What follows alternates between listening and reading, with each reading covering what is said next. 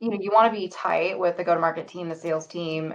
What kinds of things are you doing internally to operationalize like signal sharing? We obviously don't want to have too many meetings. We don't have any shortage of Notion docs or spreadsheets. Like what actual things are working for you, either in a fractional capacity or in your organization, in order to ensure that everyone's kind of right hand's talking to the left hand?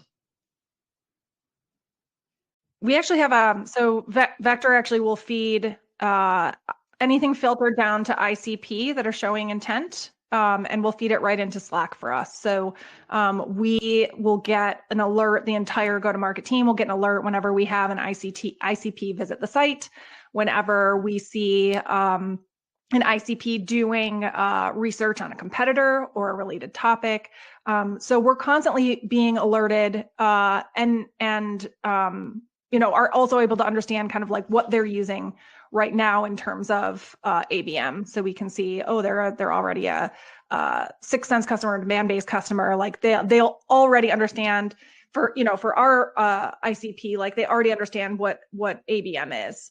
And so we don't have to kind of sell the idea or the promise of ABM. We're much more able to like bring on this new way of thinking, which is contact-based marketing, CBM. So that's how we're kind of approaching it at the moment. But again, we're small and we can handle the Slack inundation.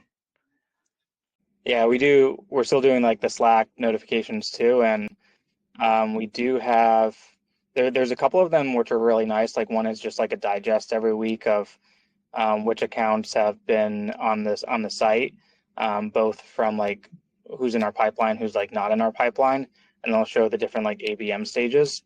And then we have some others which I've never seen before, which are super helpful, which is when someone in a company that I'm targeting signs up for like one of our dinners, a lot of times like I never know, or the sales rep doesn't know.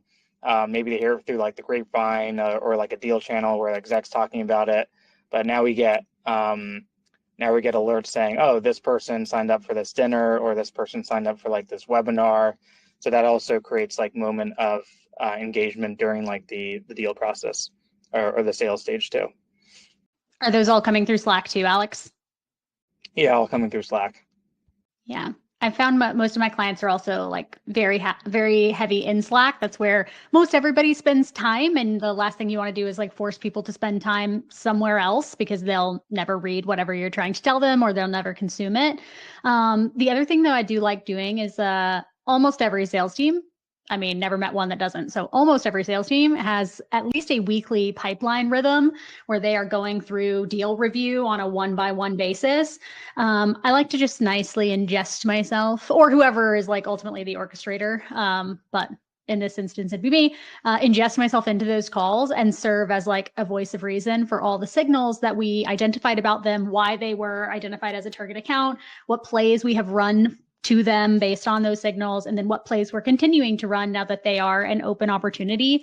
Because plays should not stop the minute that the op is created. They should obviously continue, which we haven't really talked about very much in this session either. But to be kind of like a voice of reason for how signals and orchestration as a whole has helped us earn the ear and earn the time of this account, and then ultimately how it helps us close, or helps, does not help, and ultimately we lose and learn something from it that we can feed back into our model for future accounts.